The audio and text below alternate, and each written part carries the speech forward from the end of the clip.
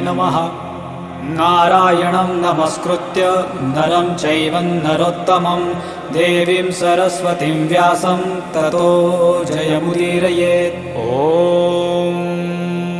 अथ सकलसौभाग्यदायकं श्रीविष्णुसहस्रनामस्तोत्रम्।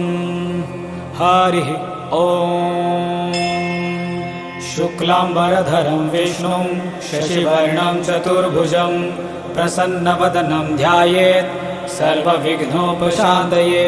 यस्य द्विरदवक्त्राद्याः परिषद्याः परशतं विघ्नं निघ्नन्ति सततं विश्वक्सेनत्तमाश्रये। व्यासं वसिष्ठनप्तारं शक्तेः पौत्रमकल्मषं पराशरात्मजं वन्दे शुकतातं तपोनिधिं। व्यासाय विष्णुरूपाय व्यासरूपाय विष्णवे नमो वै ब्रह्मनिधये। वासिष्ठाय नमो नमः। अविकाराय शुद्धाय नित्याय परमात्मने सदैकरूपरूपाय विष्णवे सर्वजिष्णवे। यस्य स्मरणमात्रेण जन्मसंसारबन्धनात् विमुच्यते नमस्तस्मै विष्णवे प्रभविष्णवे। नमः समस्तभूतानाम् आदिभूताय बुभृते अनेकरूपरूपाय विष्णवे प्रभविष्णवे। ॐ श्रीवैशम्पायन उवाच। श्रुत्वा धर्मानशेषेण पावनानि च सर्वशः युधिष्ठिरः शान्तनवं पुनरेवाभ्यभाषत। श्रीयुधिष्ठिर उवाच।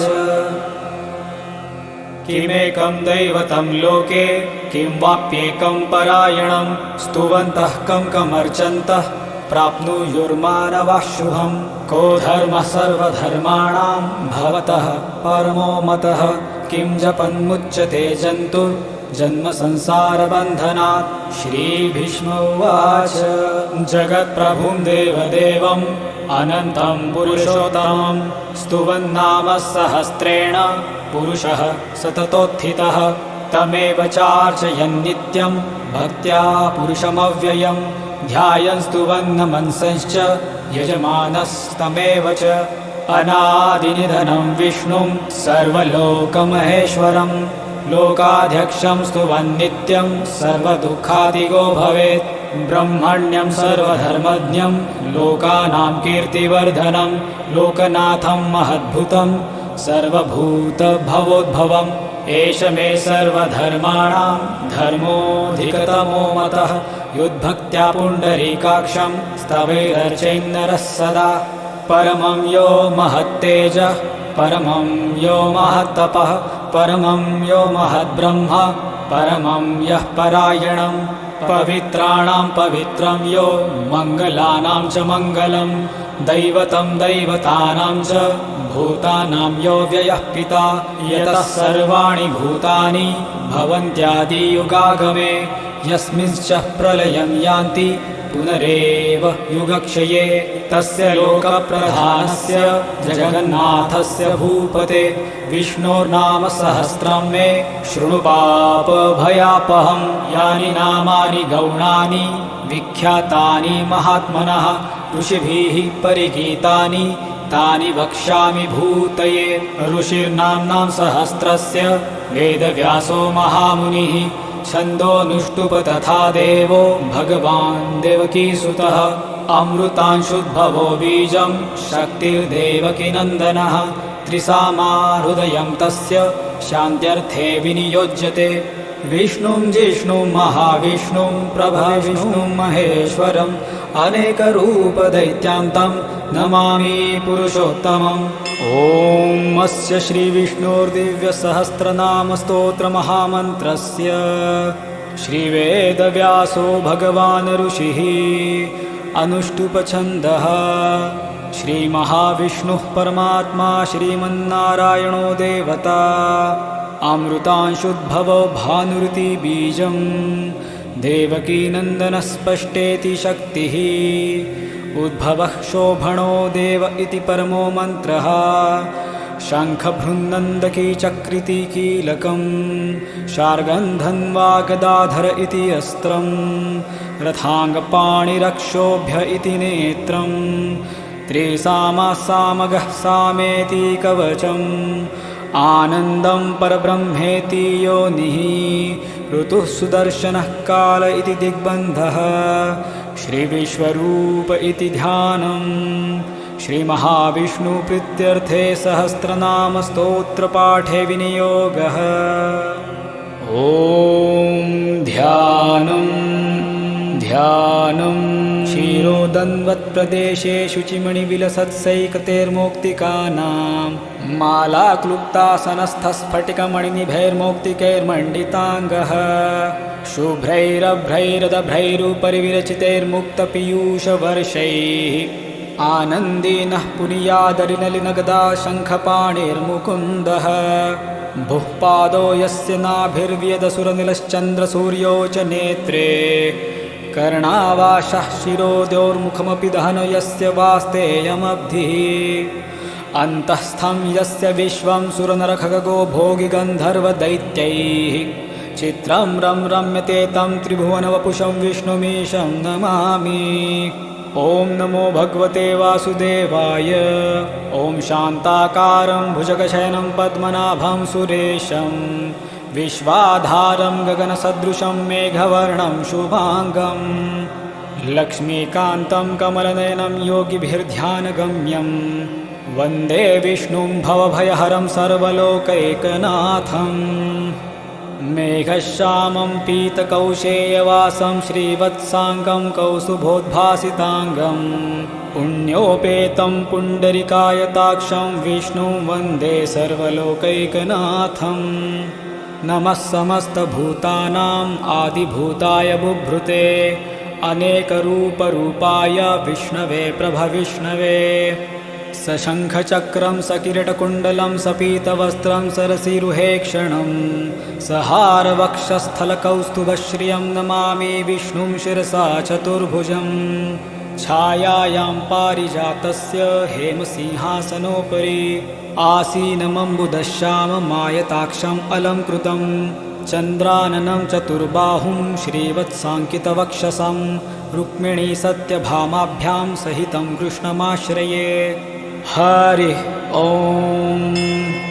विष्णुं विष्णुवषट्कारो भूतभव्यभवत्प्रभुः भूतकृद्भूतभृद्भावो भूतात्मा भूतभावनः हुतात्मा परमात्मा च मुक्तानां परमागतिः अव्ययः पुरुषः साक्षी क्षेत्रज्ञोऽक्षर एव च योगो योगविदां नेता प्रधान पुरुषेश्वरः नारसिंह वपुः श्रीमान् केशवः पुरुषोत्तमः सर्वः शर्वः शिवस्थाणु भूतादिनिधिरव्ययः सम्भवो भावनो भर्ता प्रभवः प्रभुरीश्वरः स्वयंभू शम्भुरादित्यः पुष्कराक्षो महास्वनः अनादिनिधनो धाता विधाता धातुरुत्तमः अप्रमेयो ऋषिकेशः पद्मनाभोऽमरप्रभुः विश्वकर्मा मनुस्त्वष्टा स्थविष्ठः स्थविरो ध्रुवः अग्राह्यः शाश्वतः कृष्णो लोहिताक्षः प्रतर्दनः प्रभूतस्त्रीककुब्धाम पवित्रं मङ्गलं परम् ईशानः प्राणदः प्राणो ज्येष्ठः श्रेष्ठः प्रजापतिः हिरण्यगर्भभूगर्भो माधवो मधुसूदनः ईश्वरो विक्रमी धन्वी मेधावी विक्रमः क्रमः अनुत्तमो दुराधर्ष कृतदज्ञः कृतिरात्मवान् सुरेश शरणं शर्म विश्वरेतः प्रजाभवः अहः संवत्सरो व्यालः प्रत्ययः सर्वदर्शनः अजः सर्वेश्वरः सिद्धः सिद्धिः सर्वादिरच्युतः वृषा कपिलमेयात्मा सर्वयोगी विनिःसृतः वसुर्वसुमनः सत्यः समात्मा संमितः समः अमोघः पुण्डरीकाक्षो वृषकर्मा वृषाकृतिः रुद्रो बहुशिरा बभ्रुः विश्वयोनिः शुचिश्रवः अमृतः शाश्वतस्थाणुः वरारोहो महातपः सर्वगः सर्वविद्भानुः विश्वक्सेनो जनार्दनः वेदो वेदविदव्याङ्गो वेदाङ्गो वेद्वित्कविः लोकाध्यक्षः सुराध्यक्षो धर्माध्यक्षः कृताकृतः चतुरात्मा चतुर्व्यूहः चतुर्द्रष्टश्चतुर्भुजः भ्राजिष्णुर्भोजनं भोक्ता सहिष्णुर्जगदादिजः अनघो विजयो जेता विश्वयोनिः पुनर्वसुः उपेन्द्रो वामनः प्रांशुर्मोघः शुचिरुजिर्तः अतीन्द्रः सङ्ग्रहः सर्गो धृतात्मा नियमो यमः वैद्यो वैद्यः सदा योगी विरहाधवो मधुः अतीन्द्रियो महामायो महोत्साहो महाबलः महाबुद्धिर्महावीर्यो महाशक्तिर्महाद्युतिः अनिर्देश्य वपुः श्रीमान् मेयात्मा महादृधृक् महेश्वासो महीभर्ता श्रीनिवासः सतां गतिः अनिरुद्धरसुरानन्दो गोविन्दो गोविदाम्पतिः मरीचिर्दं मनोहंसः सुपर्णो भुजगोत्तमः हिरण्यनाभः सुतपः पद्मनाभः प्रजापतिः अमृत्युः सर्वदृक्सिंहः सन्धाता सन्धिमान् स्थिरः अजो दुर्मर्षणः शास्ता विश्रुतात्मा सुरारिः गुरुः गुरुतमो धाम सत्यः सत्यपराक्रमः निमिषो निमिषस्त्रग्वी वाचस्पतिरुदारधिः अग्रणीर्ब्राह्मणी श्रीमान् न्यायो नेता समीरणः सहस्रमूर्धा विश्वात्मा सहस्राक्षः सहस्रपात् आवर्तनो निवृत्तात्मा संवृतः सम्प्रमर्दनः अहः संवर्तको बन्धिर्नीलो धरणीधरः सुप्रसादः प्रसन्नात्मा विश्वधृग्विश्वभुग्विभुः सत्कर्ता सत्कृतः साधुर्जन्मुर्नारायणो नरः असङ्ख्येयो प्रमेयात्मा विशिष्टः सृष्टकृच्छुचिः सिद्धार्थसिद्धसङ्कल्पः सिद्धिदः सिद्धिसाधनः वृषा हि वृषभो विष्णुः वृषपर्वा वृषोदरः वर्धनो वर्धमानश्च विविक्तः श्रुतिसागरः सुभुजो दुर्धरो वाग्मी महेन्द्रो वसुदो वसुः नैकरूपो बृहद्रुपः क्षिपिविष्टः प्रकाशनः ओजस्तेजोद्युतिधरः प्रकाशात्मा प्रतापनः रुद्धस्पष्टाक्षरो मन्त्रश्चन्द्राशुर्भास्करद्युतिः अमृतांशुद्भवो भानुः शशबिन्दुः सुरेश्वरः औषधं जगतः सेतुः सत्यधर्मपराक्रमः भूतभव्यभवन्नाथ पवनः पावनो नलः कामः कामकृत्कान्तः कामः कामप्रदः प्रभुः युगादिकृद्युगावर्तो नैकमायो महाशनः अदृश्यव्यक्तरूपश्च सहस्रजिदनन्तजित् इष्टो विशिष्टशिष्टेष्टः शिखण्डी नहुषो वृषः क्रोधः क्रोधकृत्कर्ता विश्वबाहुर्महीधरः अच्युतः प्रथितः प्राणः प्राणदो वासवानुजः अपानिधिरधिष्ठानम् अप्रमत्तप्रतिष्ठितः स्कन्दः स्कन्दद्धरो धूर्यो वरदो वायुवाहनः वासुदेवो बृहद्भानुर् आदिदेवः पुरन्दरः अशोकस्तारणस्तारः शूरशौरिर्जनेश्वरः अनुकूलः शतावर्तः पद्मी पद्मानिभेक्षणः पद्मनाभोरविन्दाक्षः पद्मगर्भः शरीरभृत महर्धिरूर्ध्ववृत्तात्मा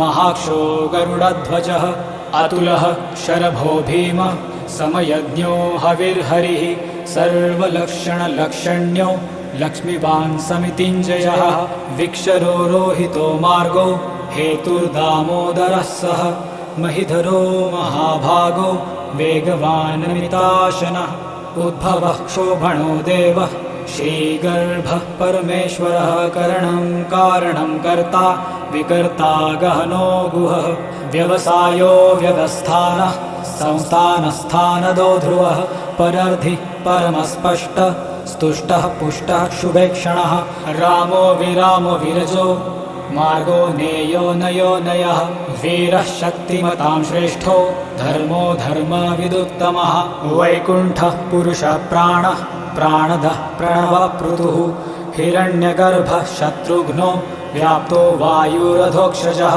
ऋतुः सुदर्शनो कालः परमेष्ठी परिग्रहः उग्रः संवत्सरो दक्षो विश्रामो विश्वदक्षिणः विस्तारस्थावरस्थाणुः प्रमाणं बीजमव्ययम् अर्थोऽनर्थो महाकोशो महाभोगो महाधनः अनिर्विण्णस्थविष्टो भू धर्मयूपो महामखः नक्षत्रनेमिर्नक्षत्री क्षमः क्षामः समीहनः यज्ञयुज्यो महेजश्च क्रतुः सत्रं सतां गतिः सर्वदर्शी विमुक्तात्मा सर्वज्ञो ज्ञानमुत्तमम् सुव्रतः सुमुखः सूक्ष्मः सुघोषः सुखदः सुहृत् मनोहरो जितक्रोधो वीरबाहुर्विदारणः स्वापनः स्ववशो व्यापी नैकात्मा नैककर्मकृत् वत्सरो वत्सलो वत्सी रत्नगर्भो धनेश्वरः धर्मगुब्धर्मकृद्धर्मी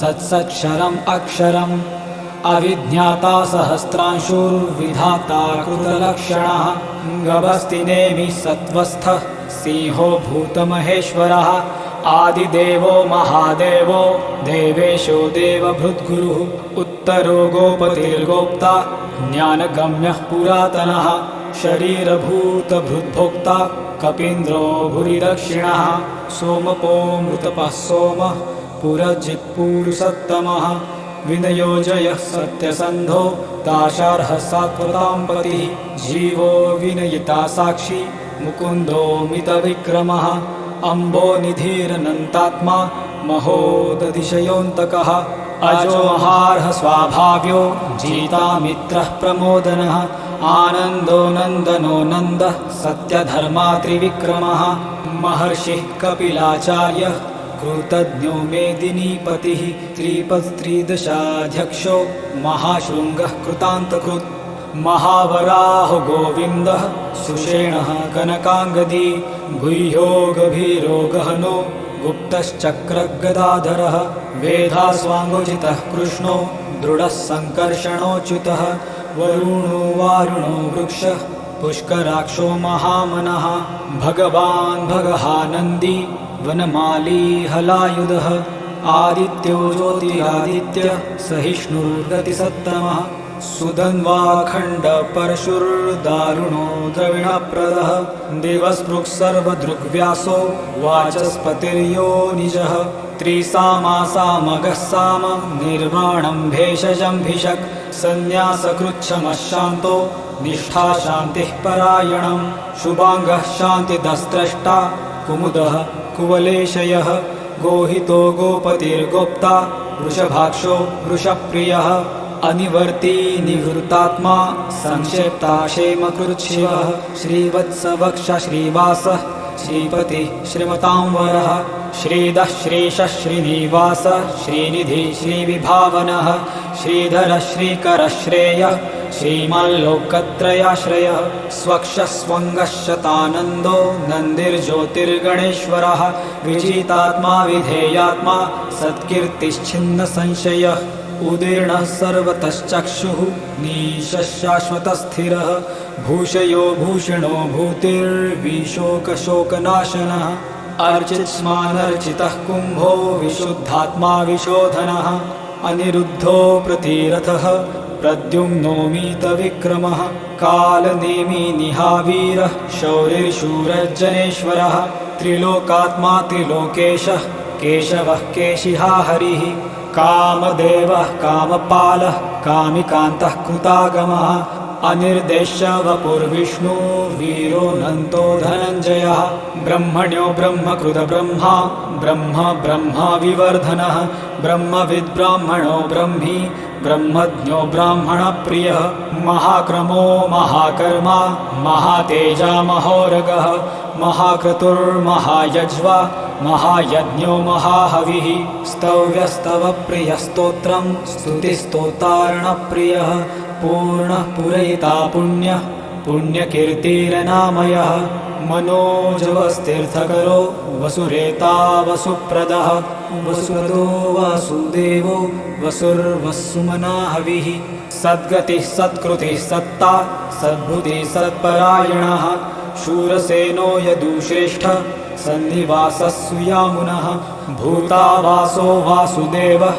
सर्वासु नीलयो नलः दर्पः दर्पददृप्तो दुर्धरोऽथापराजितः विश्वमूर्तिर्महामूर्तिः दीप्तमूर्तिरमूर्तिमान् अनेकमूर्तिरव्यक्तः शतमूर्तिः शताननः एको नैकः स वः कः किं यत्तत्पदम् अनुत्तमम् लोकबन्धुर्लोकनाथो माधवो भक्तवत्सलः सुवर्णवर्णो हेमाङ्गो वराङ्गश्चन्दनाङ्गदी वीरः विषमः शून्यो घृताशीरश्चलश्चलः अमानीमानदो मान्यो लोकस्वामी त्रिलोकधृक् सुमेधा मेधजो धन्यः सत्यमेधाधराधरः तेजो वृषोद्युतिधरः सर्वशस्त्रभृतांवरः प्रग्रहो निग्रहो व्यग्रो नैकशृङ्गो गदाग्रजः चतुर्मूर्तिश्चतुर्बाहु चतुर्व्यूहश्चतुर्गतिः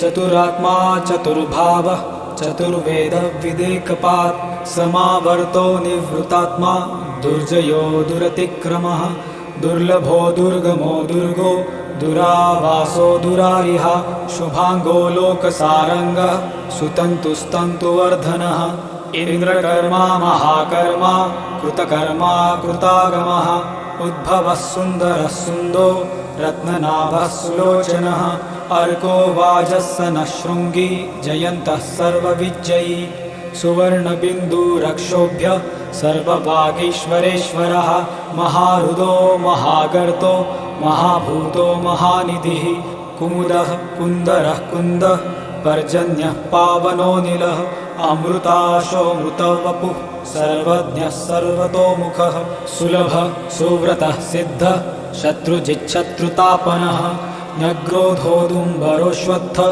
चाणुरान्ध्रनिषूदनः सहस्रार्चिः सप्तजिह्वः सप्तैधः सप्तवाहन अमूर्तिरनघोचिन्त्यो भयकृद्भयनाशनः अणुर्बृहत्कृशस्थूलो गुणभृन्निर्गुणो महान् अधृतस्वधृतस्वास्य प्राग्वंशो वंशवर्धनः भारभृत्कथितो योगी योगिशः सर्वकामदः आश्रमश्रवणक्षामः सुपर्णो वायुवाहनः धनुर्धरो धनुर्वेदो दण्डो दमयिता दमः अपराजितसर्वसहो नियन्ता नियमो यमः सत्त्ववान् सात्विकः सत्यः सत्यधर्मपरायणः अभिप्रायः प्रियाहोर्ह प्रियकृत् प्रतिवर्धनः विहाय सगतिर्ज्योतिः सुरुचिर्हूतभुग्विभुः रविर्विलोचनः सूर्यः सविता रविलोचनः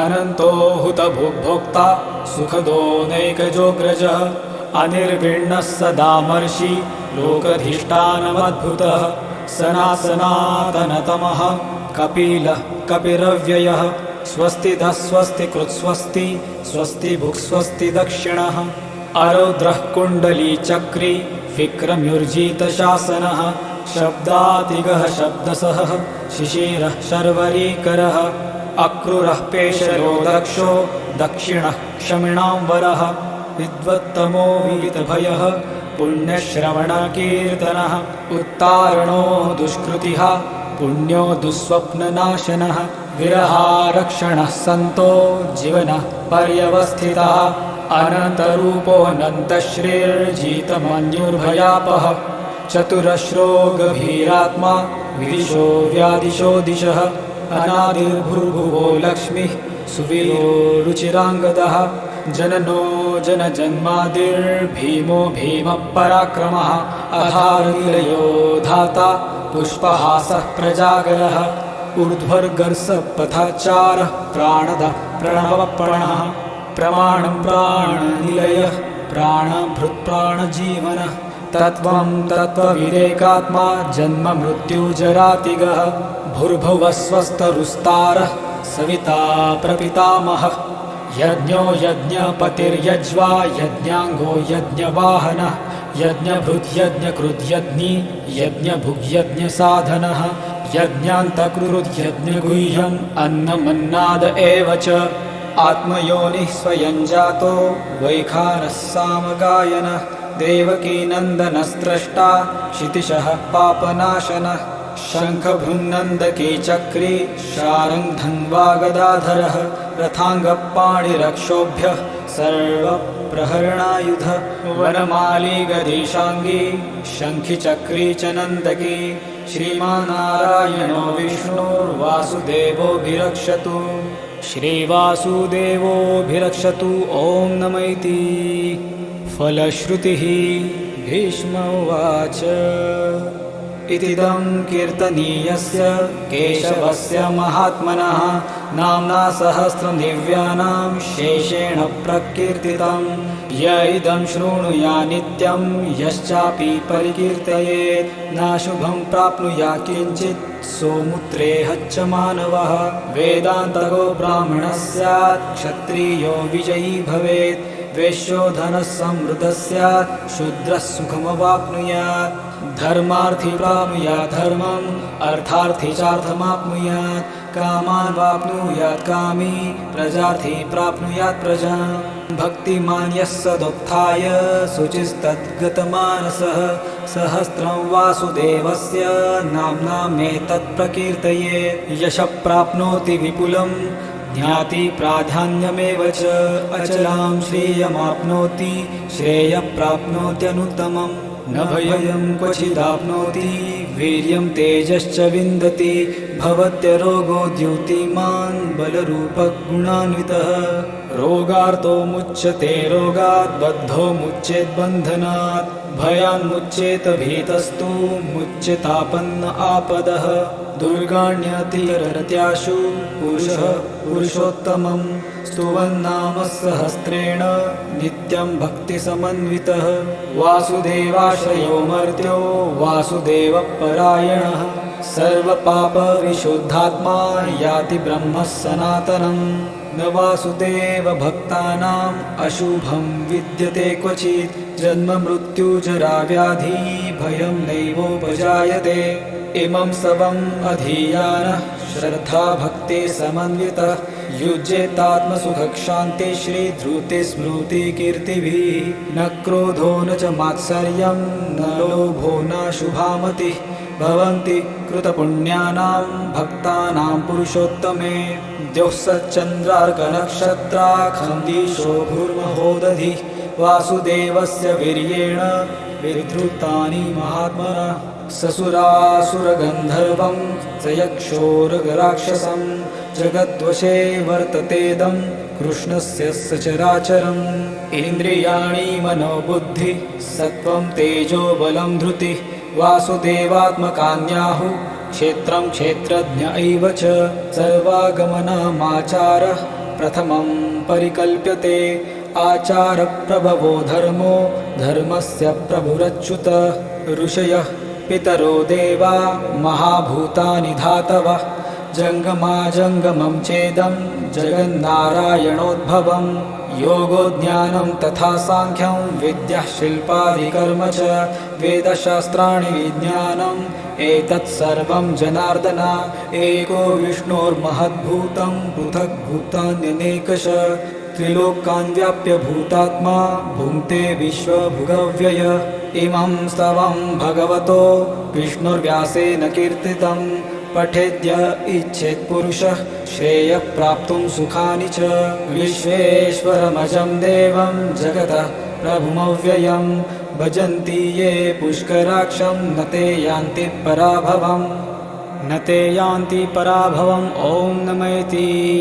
अर्जुन उवाच पद्मपत्र विशालाक्ष पद्मनाभः सुरोत्तम भक्तानाम् अनुरक्तानां त्राता भव जनार्दन। श्रीभगवानुवाच यो मां नाम सहस्रेण स्तोतुम् इच्छति पाण्डव सोऽहमेकेन श्लोकेन स्तुत एव न संशय ॐ नम इति। व्यास उवाच वासनात् वासुदेवस्य वासितं भुवनत्रयं सर्वभूतनिवासोऽसि वासुदेव नमस्तुते। श्रीवासुदेव नमस्तुते ॐ नम इति। पार्वती उवाच केनोपायेन लघुना विष्णोर्नाम सहस्रकं पठत्ये पण्डितैर्नित्यं श्रोतुम् इच्छाम्यहं प्रभो। ईश्वर उवाच श्रीराम राम रामेति रमे रामे मनोरमे सहस्रनाम तत्तुल्यं रामनाम वरानने। श्रीराम नाम वरानन ॐ नम इति। ब्रह्मा उवाच नमोऽस्वनन्ताय सहस्रमूर्तये सहस्रपादाक्षी शिरोरुबाहवे सहस्रनाम्ने पुरुषाय शाश्वते सहस्रकोटियुगधारिणे नमः सहस्रकोटियुगधारिणे नमः ॐ नमः इति। संजय उवाच यत्र योगेश्वरः कृष्णो यत्र पार्थो धनुर्धर तत्र श्रीर्विजयो भूतिर्ध्रुवा नीतिर्मतिर्मम। श्रीभगवानुवाच अनन्या चिन्तयन्तो मां ये जनाः पर्युपासते तेषां नित्याभियुक्तानां योगक्षेमं वहाम्यहम्। परित्राणाय साधूनां विनाशाय च दुष्कृतां धर्मसंस्थापनार्थाय सम्भवामि युगे युगे।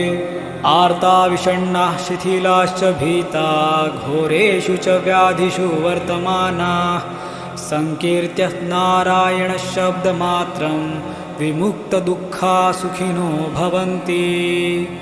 कायेन वाचा मनसेन्द्रियैर्वा बुद्ध्यात्मना वा प्रकृतेः स्वभावात् करोमि यद्यत् सकलं परस्मै नारायणायेति समर्पयामि। इति श्रीविष्णोर्दिव्यसहस्रनामस्तोत्रं सम्पूर्णम्। ॐ तत्सत्।